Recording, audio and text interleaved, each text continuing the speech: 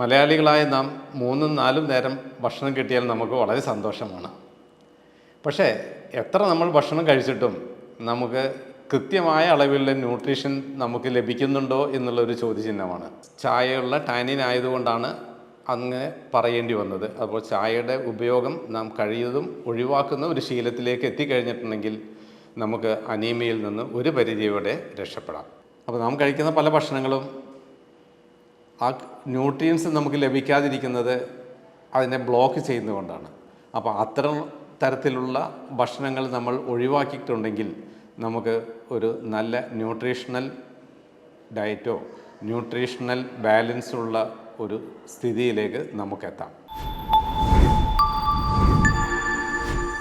നമസ്കാരം, ഞാൻ doctor Shamsuddin, Mihras hospital, Kozhikode. മലയാളികളായ നാം 3-4 നേരം ഭക്ഷണം കിട്ടിയാൽ നമുക്ക് വളരെ സന്തോഷമാണ്. പക്ഷേ എത്ര നമ്മൾ ഭക്ഷണം കഴിച്ചിട്ടും നമുക്ക് കൃത്യമായ അളവിലുള്ള ന്യൂട്രീഷൻ നമുക്ക് ലഭിക്കുന്നുണ്ടോ എന്നുള്ളൊരു ചോദ്യചിഹ്നമാണ്. എന്താണ് അതിൻ്റെ കാരണം? അത് നോക്കുമ്പോഴാണ് നമ്മൾ കഴിക്കുന്ന എത്ര സമ്പുഷ്ടമായ ആഹാരം നമ്മൾ കഴിച്ചാലും അതിൽ നിന്ന് കിട്ടുന്ന ന്യൂട്രീഷണൽ അളവുകൾ, ന്യൂട്രീഷണൽ സ്റ്റാറ്റസ് മോശമായിരിക്കുന്നത്. നാം കഴിക്കുന്ന ഭക്ഷണം അടക്കിയിരിക്കുന്ന പല ഘടകങ്ങളും തമ്മിൽ റിയാക്ട് ചെയ്യുന്നത് കൊണ്ട്, ഇല്ലെങ്കിൽ കഴിക്കുന്ന ഭക്ഷണം മറ്റൊന്ന് ബ്ലോക്ക് ചെയ്യുന്നതുകൊണ്ട് ന്യൂട്രീഷൻ നമുക്ക് കിട്ടാതിരിക്കുന്നതാണ്. ഇന്നത്തെ വീഡിയോയിൽ എന്താണ് ന്യൂട്രീഷണൽ സ്റ്റാറ്റസ് ഇംപ്രൂവ് ചെയ്യുന്നതിൻ്റെ കാരണങ്ങളും, അല്ലെങ്കിൽ എന്താണ് അതിനെ ബ്ലോക്ക് ചെയ്യുന്ന കാര്യങ്ങളും എന്നാണ് ഇവിടെ പ്രതിപാദിക്കാൻ പോകുന്നത്. പ്രധാനമായും അതിലുള്ളത് ഒരു ഘടകം ടാനിനാണ്. ടാനിൻ എന്ന് പറഞ്ഞാൽ എല്ലാവർക്കും മനസ്സിലാവണമെന്നില്ല, പക്ഷെ ചായ എന്ന് പറഞ്ഞാൽ എല്ലാവർക്കും അറിയാം. കാരണം നാം കൂടുതൽ ചായ ഉപയോഗിക്കുന്ന ശീലമാണുള്ളത്. അപ്പോൾ ചായയിൽ അടങ്ങിയിരിക്കുന്ന ഒരു പദാർത്ഥമാണ് ടാനിൻ. ഈ ടാനിൻ കൂടുതൽ ശരീരത്തിൽ എത്തിക്കഴിഞ്ഞിട്ടുണ്ടെങ്കിൽ അത് നമുക്ക് ലഭിക്കേണ്ട അയണിൻ്റെ അളവിനെ കുറയ്ക്കുകയും തന്മൂലം നമുക്ക് അനീമിയ അല്ലെങ്കിൽ വിളർച്ച എന്ന രോഗം പിടിപെടുകയും ചെയ്യുന്നതാണ്. അപ്പോൾ ചായ മോശമാണെന്നല്ല ഞാൻ ഈ പറഞ്ഞതിൻ്റെ അർത്ഥം. ചായ അമിതമായാൽ ആണ് അതിൻ്റെ പ്രശ്നമുള്ളത്. പ്രത്യേകിച്ച് വിളർച്ച രോഗമുള്ളവരോ ഹീമോഗ്ലോബിൻ ലെവൽ കുറഞ്ഞവരോ ചായയുടെ ഉപയോഗം പരമാവധി കുറയ്ക്കേണ്ടതാണ്. ഗ്രീൻ ടീ അല്ലെങ്കിൽ ബ്ലാക്ക് ടീ നല്ലൊരു ആൻറ്റി ഓക്സിഡൻ്റ് ആണെന്നുള്ള ഘടകം മാറ്റിവെച്ചിട്ടല്ല, എന്നിരുന്നാലും അതിലുള്ള ടാനിൻ എന്നുള്ള ഒരു സിംഗിൾ പ്രോഡക്റ്റ് എടുത്തിട്ട് അത് കൂടുതലായി കഴിഞ്ഞാൽ ഉണ്ടാവുന്ന ദൂഷ്യഫലങ്ങൾ എങ്ങനെ കുറക്കാമെന്നുള്ളതാണ് ഇതിലൂടെ പറയുന്നത്. കുട്ടികളിൽ ചായ കുടിക്കുന്ന ശീലം പൊതുവെ ഇല്ലാത്തതാണ്. പക്ഷേ വീട്ടിലുള്ളവർ കൂടുതൽ ചായ കുടിക്കുന്ന ശീലമുള്ളവരാണെങ്കിൽ നാം കൊടുക്കില്ല എന്ന് പറഞ്ഞു കഴിഞ്ഞിട്ടുണ്ടെങ്കിലും കുട്ടികൾക്ക് കൊടുക്കാത്ത സാധനത്തിനോട് ആർത്തി വരുമ്പോൾ അവർ വീണ്ടും വീണ്ടും ആവശ്യപ്പെടും. അപ്പോൾ ആ ഒരു ഭാഗം നിരുത്സാഹപ്പെടുത്തിയാൽ മാത്രമേ നമുക്ക് മുന്നിലേക്ക് അവരെ വിളർച്ചയില്ലാതെ രോഗവിമുക്തമായ ഒരു കാലഘട്ടത്തിലേക്ക് നയിക്കാൻ പറ്റുള്ളൂ. ഇന്ന് അനീമിയയുടെ പ്രിവലൻസ് നോക്കിക്കഴിഞ്ഞിട്ടുണ്ടെങ്കിൽ ഏകദേശം 39% വിളർച്ച രോഗത്തിന് അടിമപ്പെട്ടവരാണ് 5 വയസ്സിന് താഴെയുള്ള കുട്ടികൾ. അതുകൊണ്ടാണ് കുട്ടികൾക്ക് അനീമിയ പ്രോഫൈലാക്സിസ് കൊടുത്തുകൊണ്ടിരിക്കുന്നത്. ഗർഭിണികളിലും മുലയൂട്ടുന്ന അമ്മമാരിലും കളർന്ന വിളർച്ച രോഗത്തെ ഒഴിവാക്കാനാണ്, അല്ലെങ്കിൽ പരിഹരിക്കാനാണ് ഫോളിക് ആസിഡ് അയൺ സപ്ലിമെൻറ്റേഷൻ കൊടുക്കുന്നത്. അപ്പോൾ ഗർഭിണികൾക്ക് കൊടുക്കുന്നത് അവരുടെ കുഞ്ഞുങ്ങളെ, വയറ്റിലുള്ള കുഞ്ഞുങ്ങൾക്ക് അനീമിയയിൽ ഇല്ലാതിരിക്കാനുള്ള അവസ്ഥയിലേക്ക് എത്തിക്കുന്നതിന് വേണ്ടിയാണ്. ഞാൻ അനീമിയയെക്കുറിച്ചല്ല കൂടുതൽ ഇവിടെ പറയാൻ പോകുന്നത്. എന്തുകൊണ്ട് അനീമിയയിൽ പറഞ്ഞു എന്നുണ്ടെങ്കിൽ അത് ടാനിൻ്റെ ഉപയോഗം നമ്മൾ കുറക്കാൻ വേണ്ടി വേണം. അപ്പോൾ നാം അധികം ചായ കുടിക്കുന്ന ശീലമുണ്ടെങ്കിൽ അതൊന്ന് കുറച്ചിട്ടുണ്ടെങ്കിൽ നമുക്ക് കൂടുതൽ അനീമിയ ഇല്ലാത്ത ഒരു അവസ്ഥയിലേക്ക് എത്താം. അനീമിയയെക്കുറിച്ചല്ല ഞാൻ ഇവിടെ പ്രതിപാദിച്ചത്. അനീമിയ ഉണ്ടാകുന്ന അല്ലെങ്കിൽ അനീമിയ ഇല്ലാതിരിക്കുന്ന അവസ്ഥയിലേക്ക് എങ്ങനെ എത്താമെന്നുള്ളതിനെക്കുറിച്ചാണ്. അപ്പോൾ അതിലുള്ള പ്രധാന ഘടകം ചായയുള്ള ടാനിൻ ആയതുകൊണ്ടാണ് അങ്ങനെ പറയേണ്ടി വന്നത്. അപ്പോൾ ചായയുടെ ഉപയോഗം നാം കഴിയുന്നതും ഒഴിവാക്കുന്ന ഒരു ശീലത്തിലേക്ക് എത്തിക്കഴിഞ്ഞിട്ടുണ്ടെങ്കിൽ നമുക്ക് അനീമിയയിൽ നിന്ന് ഒരു പരിധിയോടെ രക്ഷപ്പെടാം. ചായ പോലെ തന്നെ നാം ഉപയോഗിക്കുന്ന മറ്റൊരു പാനീയമാണ് കോഫി. കോഫിയിൽ അടങ്ങിയിരിക്കുന്ന കഫീൻ ആണ് രണ്ടാമത്തെ ഘടകം. ഈ കഫീൻ അധികമായി കഴിഞ്ഞിട്ടുണ്ടെങ്കിൽ അത് കാൽസ്യം അബ്സോർഷൻ കുറയ്ക്കുകയും തന്മൂലം നമ്മുടെ കാൽസ്യം ലെവൽ ബ്ലഡിൽ കുറയുകയും ചെയ്യും. കാൽസ്യം നമ്മുടെ എല്ലുകൾക്കും പല്ലുകൾക്കും ബലം നൽകേണ്ട പദാർത്ഥമാണ്. പേശികളുടെ വളർച്ച, നാഡീസംബന്ധമായ പ്രശ്നങ്ങൾ, ഇതിനെല്ലാം കാൽസ്യം അത്യന്താപേക്ഷിതമാണ്. അപ്പോൾ കുട്ടികളിൽ കാൽസ്യത്തിൻ്റെ ഒരു പ്രശ്നം വളരുന്ന സമയങ്ങളിൽ ഉണ്ടാവുന്ന ഗ്രോയിങ് പെയിൻ ഉണ്ട്. രാത്രികാലങ്ങളിൽ മസിൽ കോച്ച് പിടുത്തം എന്ന് പറയും അതിന് ഒരു കാരണം അവരുടെ മസിലിലുള്ള കാൽസ്യം ഉണ്ടെങ്കിലേ ആ ആക്ഷൻ കൃത്യമായിട്ട് നടക്കുകയുള്ളൂ. ചായ പോലെ തന്നെ ഉപയോഗിക്കുന്ന മറ്റൊരു പാനീയമാണ് കോഫി. കോഫിയിൽ അടങ്ങിയിരിക്കുന്ന കഫീൻ എന്ന പദാർത്ഥമാണ് രണ്ടാമത്തെ ഘടകം. കഫീൻ കൂടുതൽ ഉപയോഗിച്ച് കഴിഞ്ഞിട്ടുണ്ടെങ്കിൽ അല്ലെങ്കിൽ ശരീരത്തിലുണ്ടെങ്കിൽ അത് നമ്മുടെ കാൽസ്യം അബ്സോർഷനെ കുറയ്ക്കുന്നു. കാൽസ്യം നമ്മുടെ എല്ലുകളുടെയും പല്ലിൻ്റെയും വളർച്ചയ്ക്ക് അത്യാവശ്യമാണ്. അത് കുട്ടികളിലും വലിയവരിലും അത് ആവശ്യമാണ്. അതേപോലെ തന്നെയാണ് ഈ മെനോപോസൽ സമയങ്ങളിൽ എല്ലിനുണ്ടാകുന്ന ബലക്ഷയം, ഓസ്റ്റിയോപോറോസിസ് ഉണ്ടാകുന്നതിനും ഒരു പ്രധാന ഘടകം നാം കഴിക്കുന്ന അല്ലെങ്കിൽ നമ്മുടെ അളവിൽ കൂടുതലുള്ള കഫീൻ ബ്ലഡിലുള്ളത് കൊണ്ടാണ്.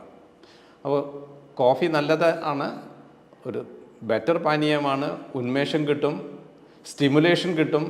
എന്നിരുന്നാലും അതിൻ്റെ എക്സസ് ഉപയോഗം ചായ പോലെ തന്നെ വന്നു കഴിഞ്ഞാൽ നമുക്ക് ഇത്തരത്തിലുള്ള പല ഘടകങ്ങളും, ന്യൂട്രിയൻസ്, എസൻഷ്യൽ എലിമെൻറ്റ്സ് എല്ലാം നമുക്ക് കിട്ടാതിരിക്കുന്ന അവസ്ഥയിലേക്ക് എത്തുന്നു. അത് നമ്മുടെ ഭക്ഷണത്തിനെ അത് ബ്ലോക്ക് ചെയ്ത് അതിൻ്റെ അബ്സോർഷൻ കുറയുന്നതുകൊണ്ട് നമ്മളുടെ കാൽസ്യം ലെവൽ കുറക്കുന്നു. അതുപോലെ തന്നെ കഫീൻ നമ്മളുടെ മാഗ്നീഷ്യത്തിൻ്റെ ലെവലും കുറക്കുന്നുണ്ട്. മാഗ്നീഷ്യം നമുക്ക് ആവശ്യമായിട്ടുള്ള വസ്തുവാണ്. കാൽസ്യം പോലെ തന്നെ മസിൽ ആക്ഷനും നെർവ് ആക്ഷനും എല്ലാം നടക്കണമെങ്കിൽ നമുക്ക് മാഗ്നീഷ്യം വേണം. കഫീൻ ബ്ലോക്ക് ചെയ്യുന്ന മറ്റൊരു ഘടകമാണ് മാഗ്നീഷ്യം. മാഗ്നീഷ്യം നമുക്കെല്ലാം ആവശ്യമാണ്. മാഗ്നീഷ്യം നമ്മുടെ മസിൽ ഡെവലപ്മെൻറ്റിനും ന്യൂറൽ ഡെവലപ്മെൻറ്റിനും ആവശ്യമായിട്ടുള്ള ഘടകം. കഫീൻ കൂടുതൽ ചെന്ന് കഴിഞ്ഞിട്ടുണ്ടെങ്കിൽ അതിൻ്റെ മാഗ്നീഷ്യത്തിൻ്റെ അബ്സോർഷൻ ബ്ലോക്ക് ചെയ്യുന്നതുകൊണ്ട് മാഗ്നീഷ്യം ലെവൽ കുറക്കുന്നു. ചായ കാപ്പി കുടിക്കരുതെന്നല്ല പറയുന്നത്.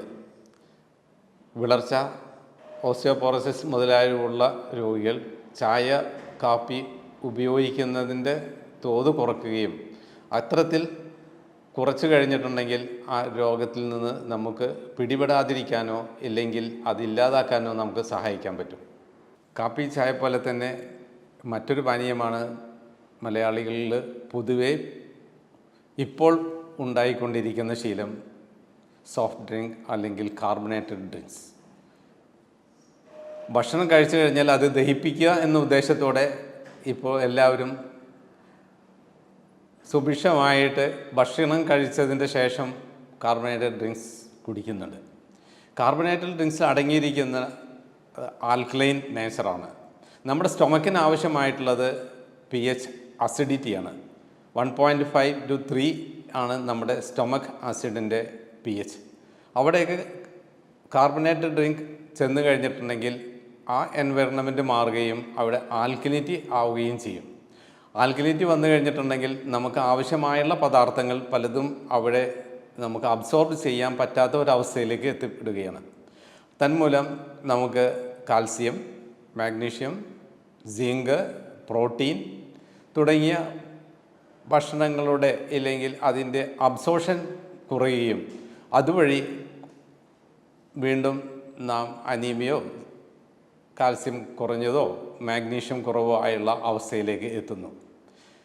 ഇതിൻ്റെ ഒരു പരിഹാരമെന്ന് പറയുന്നത് നാം കാർബണേറ്റഡ് ഡ്രിങ്ക്സിൻ്റെ ഉപയോഗം കുറക്കുക ഇല്ലെങ്കിൽ ഒഴിവാക്കുക എന്നുള്ളതാണ്. പക്ഷേ ഇന്നത്തെ ഈ ഫാസ്റ്റ് ഫുഡിൻ്റെ കാലഘട്ടത്തിൽ എല്ലാവരും കൂടുതൽ അതിലേക്ക് പോയിക്കൊണ്ടിരിക്കുന്ന സന്ദർഭത്തിൽ അത് കുറക്കാൻ പറഞ്ഞു കഴിഞ്ഞിട്ടുണ്ടെങ്കിൽ അത് ഇക്കാലഘട്ടത്തിൽ ജീവിക്കുന്നവരല്ല എന്നുള്ളൊരു തോന്നലുള്ളത് കൊണ്ടാണോ എന്നറിയില്ല, പലരും അതിലേക്ക് ശ്രദ്ധിക്കുന്നില്ല. അപ്പോൾ ആ ഒരു ശീലം മലയാളികളുടെ പണ്ടത്തെ ഭക്ഷണ രീതിയിലേക്ക് മടങ്ങണമെന്നല്ല, എങ്കിലും നാം പ്രകൃതിദത്തമായ ഭക്ഷണശീലം ആശ്രയിക്കുകയും പാശ്ചാത്യ ശീലമോ ഇല്ലെങ്കിൽ ജങ്ക് ഫുഡ് എന്നുള്ള പരിപാടിയിൽ നിന്ന് ഒരു പരിധിവരെ മാറി നിൽക്കുകയോ ചെയ്തിട്ടുണ്ടെങ്കിൽ നമുക്ക് ഈ ന്യൂട്രീഷണൽ ഡെഫിഷ്യൻസിയിൽ നിന്ന് നമുക്ക് മോചിതരാവാം. പാനീയങ്ങളിൽ എന്ന പോലെ തന്നെയാണ് മറ്റൊരു പദാർത്ഥമാണ് ക്രൂസിഫറസ് വെജിറ്റബിൾസ്. ക്രൂസിഫറസ് വെജിറ്റബിൾ നാം വേവിച്ച് കഴിച്ചിട്ടുണ്ടെങ്കിൽ പ്രശ്നങ്ങളില്ല.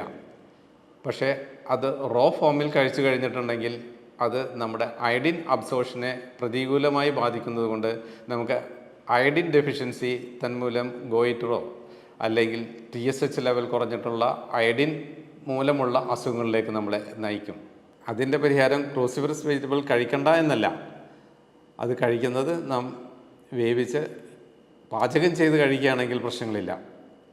അത് പച്ച കഴിക്കുമ്പോഴാണ്, റോ ഫോമിൽ കഴിക്കുമ്പോൾ മാത്രമേ പ്രശ്നങ്ങളുള്ളൂ. ഏതൊക്കെയാണ് ക്രൂസിഫറസ് വെജിറ്റബിൾസ് എന്ന് നോക്കി കഴിഞ്ഞിട്ടുണ്ടെങ്കിൽ കാബേജ്, കോളിഫ്ലവർ, ബ്രൊക്കോളി എന്നിവയാണ് പ്രധാനമായും അതിൽ വരുന്നത്. നമ്മുടെ നാട്ടിൽ കിട്ടുന്ന പ്രധാനമായിട്ടുള്ള കോളിഫ്ലവർ, കാബേജ് എന്നിവ നാം വേവിച്ച് കഴിക്കുന്നതാണ് പൊതുവെ ശീലം. എന്നിരുന്നാലും സാലഡ് രൂപത്തിൽ കഴിക്കുന്ന സമയത്ത് പല ഹോട്ടലുകളിൽ നിന്നും പൊതുവെയും അത് റോ ഫോമിൽ കിട്ടുന്നുണ്ട്. അപ്പോൾ റോ ഫോമിൽ കിട്ടുന്നതിന് ഇത്തരത്തിലുള്ള പ്രത്യേകിച്ച് അയഡിൻ ഡെഫിഷ്യൻസി ഉള്ളവർ ആ ഭാഗം ഒന്ന് ശ്രദ്ധിക്കുന്നത് വളരെ നല്ലതാണ്. അതിൻ്റെ പരിഹാരം നോക്കുകയാണെങ്കിൽ നാം ഭക്ഷണം കഴിക്കാത്തത് കൊണ്ടല്ല, അല്ലെങ്കിൽ ന്യൂട്രീഷണൽ ഫുഡ് കഴിക്കാത്തത് കൊണ്ടല്ല, പക്ഷേ നമ്മളുടെ ഭക്ഷണശീലത്തിൽ കുറച്ച് മാറ്റം വരുത്തി കഴിഞ്ഞിട്ടുണ്ടെങ്കിൽ നമുക്കിതിന് ഒരു പരിധിവരെ പരിഹരിക്കാൻ പറ്റും.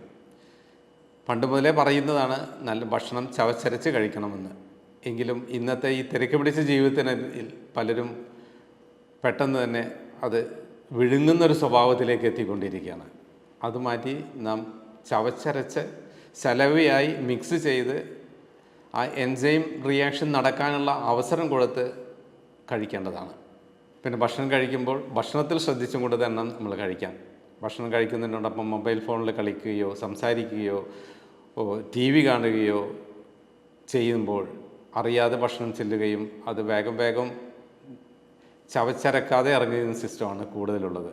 ഇന്നത്തെ വീടുകളിലേക്ക് നോക്കിക്കഴിഞ്ഞിട്ടുണ്ടെങ്കിൽ കുട്ടികൾ ഭക്ഷണം കഴിക്കുന്നില്ലെങ്കിൽ അവരെ TV കാണിച്ചും കൊണ്ടും മൊബൈൽ കാണിച്ചും കൊണ്ടുമാണ് ഭക്ഷണം കഴിപ്പിക്കുന്നത്. ആ ശീലം തുടർന്ന് കഴിഞ്ഞിട്ടുണ്ടെങ്കിൽ പിന്നെ ഭക്ഷണം കഴിക്കുന്ന സമയങ്ങളെല്ലാം കുട്ടികൾക്ക് TV ഇടുകയും TV-യിൽ നോക്കി ഭക്ഷണം കഴിക്കുകയും ചെയ്യുന്ന സമയത്ത് അവർക്ക് ചവച്ചരക്കുന്ന ശീലം കുറയാനാണ് സാധ്യത കൂടുതൽ. ഇതിനോടൊപ്പം തന്നെ നാം ഭക്ഷണത്തോടൊപ്പം കൂടുതൽ വെള്ളം കുടിക്കുന്ന ശീലമുണ്ടെങ്കിൽ അതും കൂടെ നമുക്ക് ഒഴിവാക്കണം. ഭക്ഷണം കഴിക്കുമ്പോൾ വെള്ളം കൂടുതൽ കഴിച്ചു കഴിഞ്ഞിട്ടുണ്ടെങ്കിൽ വയറ്റിലുള്ള pH-ൻ്റെ അവസ്ഥ കുറയുകയും തന്മൂലം അബ്സോർഷനെ അത് ബുദ്ധിമുട്ടുണ്ടാക്കുകയും ചെയ്യും. അസിഡിക് pH ആൽക്കലൈൻ pH-ലേക്ക് ഡയലൂഷൻ വരുന്നതുകൊണ്ട് അത് കൂടുതൽ ആൽക്കലിനിലേക്ക് പോകാനുള്ള സാധ്യത കൂടുതലാണ്. അതുകൊണ്ടാണ് പണ്ട് അമ്മമാരോ അമ്മൂമ്മമാരോ നമ്മളോട് ഭക്ഷണത്തോടൊപ്പം കൂടുതൽ വെള്ളം കുടിക്കരുതെന്ന് പറയുന്നത്. സ്റ്റൊമക്കിൻ്റെ pH നമുക്ക് കൂട്ടാൻ ജിഞ്ചർ, മഞ്ഞൾ, ലൈം ജ്യൂസ് എന്നിവ കുറച്ച് ഭക്ഷണത്തിൻ്റെ കൂടെ ഉൾപ്പെടുത്താവുന്നതാണ്. മഞ്ഞളും ജിഞ്ചറും ഒന്നും ഉടനെ തന്നെ കൂടുതൽ കഴിക്കണമെന്നല്ല, ഭക്ഷണം ഉണ്ടാക്കുന്നതിൽ അതിൻ്റെ പ്രിപ്പറേഷനിൽ കുറച്ചും കൂടെ ആഡ് ചെയ്ത് കഴിഞ്ഞിട്ടുണ്ടെങ്കിൽ ഒരു പരിധിവരെ അതിന് സഹായിക്കും. അതുപോലെ തന്നെയാണ് ലൈം ജ്യൂസ് കൂടുതൽ ഉപയോഗിക്കുന്നത്. നാം കഴിക്കുന്ന ഭക്ഷണം അബ്സോർബ് ചെയ്ത് അത് ശരീരം സ്വീകരിക്കുന്നത് നമ്മുടെ വയറ്റിലുള്ള ബാക്ടീരിയകൾ കൊണ്ടാണ്. നമ്മുടെ വയറിനകത്ത് ഒരുപാട് trillions of bacteria, virus, fungi എന്നിവയുണ്ട്. അതിൽ നല്ല ബാക്ടീരിയയും ചീത്ത ബാക്ടീരിയയുണ്ട്. നല്ല ബാക്ടീരിയയാണ് നമുക്ക് ആവശ്യമായിട്ടുള്ള ഭക്ഷണത്തിനെ പാകപ്പെടുത്തി ന്യൂട്രീഷണൽ സബ്സ്റ്റൻസുകളാക്കി മാറ്റുന്നത്. അപ്പോൾ അതിൻ്റെ അഭാവത്തിലാണ് കൂടുതൽ ഡിസ്ബയോസിസ് വരുന്നതും കൂടുതൽ പ്രശ്നങ്ങളിലേക്ക് പോകുന്നതും. അതിന് പരിഹാരം ഉള്ളത് പ്രോബയോട്ടിക് ഫുഡ് സപ്ലിമെൻറ്റ് ചെയ്യുക എന്നുള്ളതാണ്. ഭക്ഷണത്തിൻ്റെ കൂടെ കിട്ടുന്നതിനൊപ്പം തന്നെ നമുക്ക് നല്ല പ്രോബയോട്ടിക്കും സപ്ലിമെൻറ്റ് ചെയ്യാം.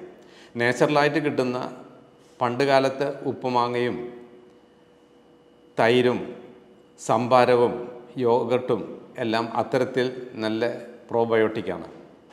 ഇത്തരത്തിലുള്ള പ്രോബയോട്ടിക് അല്ലാത്ത നമുക്ക് സപ്ലിമെൻറ്റേഷൻ വഴിയും പ്രോബയോട്ടിക് ലഭ്യമാണ്.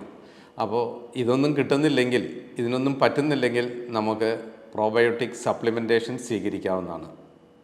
അത് നമ്മുടെ ന്യൂട്രീഷണൽ സ്റ്റാറ്റസിനെ ഇമ്പ്രൂവ് ചെയ്യാൻ ഒരുപാട് സഹായിക്കും. ഡയറ്റ് കറക്ഷൻ വഴി ഒരു പരിധിവരെ നമുക്ക് രോഗങ്ങളെ പരിഹരിക്കാൻ പറ്റും. ഞാൻ മോഡേൺ മെഡിസിൻ പ്രാക്ടീസ് ചെയ്യുന്ന ഡോക്ടർ എന്ന നിലയിൽ ഞാൻ ഡയറ്റിൽ കൂടുതൽ കോൺസെൻട്രേറ്റ് ചെയ്യുന്നത് എൻ്റെ ഒരുപാട് വർഷത്തെ എക്സ്പീരിയൻസിൽ നിന്നാണ്. ഭക്ഷണമാണ് നമ്മുടെ പ്രധാന മരുന്ന് എന്നുള്ള കൺസെപ്റ്റിലേക്ക് നമ്മൾ എത്തേണ്ടിയിരിക്കുന്നു. ഭക്ഷണത്തെ ഒഴിവാക്കിക്കൊണ്ട് നമ്മുടെ ആരോഗ്യത്തെ നമുക്ക് മെച്ചപ്പെടുത്താൻ പറ്റില്ല. നമ്മുടെ വയറ്റിലുള്ള എന്ത് പ്രശ്നങ്ങളും ഭക്ഷണത്തിൽ നിന്നാണ് വരുന്നത്.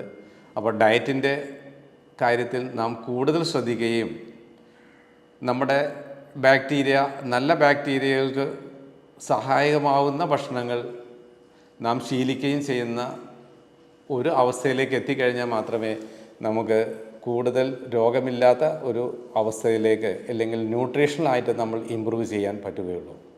ഭക്ഷണം എങ്ങനെ കഴിക്കണം, എത്ര കഴിക്കണം എന്നില്ല, ഭക്ഷണങ്ങൾ തമ്മിലുള്ള പ്രതിപ്രവർത്തനം ഇല്ലാതാക്കുന്ന ശീലം ഉണ്ടാക്കുക എന്നുള്ളതാണ് ഇതിലെ പ്രധാന ലക്ഷ്യം. ഭക്ഷണത്തിൽ ചില ഭക്ഷണങ്ങൾ കഴിക്കുമ്പോൾ അത് മറ്റു പലതിനുമായിട്ട് പ്രവർത്തിച്ച് അതിനെ ബ്ലോക്ക് ചെയ്യുന്ന അവസ്ഥ മനസ്സിലാക്കി നാം അത്തരം ശീലങ്ങളിൽ നിന്ന് മാറുക എന്നുള്ളതാണ്. പണ്ട് പലതരത്തിലുള്ള പദാർത്ഥങ്ങൾ ഒരുമിച്ച് കഴിക്കുന്നത് ശീലം ശരിയല്ല എന്ന് പറഞ്ഞിട്ടുണ്ട്. അതിൻ്റെ ശരിയും ശരികേടിലേക്കല്ല പോകുന്നത്. ശാസ്ത്രദൃഷ്ട്യാ അത് എങ്ങനെ നമുക്ക് എന്തുകൊണ്ട് അതിലേക്ക് എത്തുന്നു എന്നുള്ളത് മാത്രമാണ് ഇവിടെ ശ്രദ്ധിക്കേണ്ടത്. ഇന്ന് നാം ഡിസ്കസ് ചെയ്തത് ഭക്ഷണത്തിലുള്ള ആൻറ്റി ന്യൂട്രിയൻസിനെ കുറിച്ചാണ്. അപ്പോൾ നാം കഴിക്കുന്ന പല ഭക്ഷണങ്ങളും ആ ന്യൂട്രിയൻസ് നമുക്ക് ലഭിക്കാതിരിക്കുന്നത് അതിനെ ബ്ലോക്ക് ചെയ്യുന്നതുകൊണ്ടാണ്. അപ്പോൾ അത്തരം തരത്തിലുള്ള ഭക്ഷണങ്ങൾ നമ്മൾ ഒഴിവാക്കിയിട്ടുണ്ടെങ്കിൽ നമുക്ക് ഒരു നല്ല ന്യൂട്രീഷണൽ ഡയറ്റോ ന്യൂട്രീഷണൽ ബാലൻസുള്ള ഒരു സ്ഥിതിയിലേക്ക് നമുക്കെത്താം. മറ്റൊരു വീഡിയോയിൽ കാണുന്നതുവരെ നിങ്ങൾക്കെല്ലാം നന്ദി, നമസ്കാരം.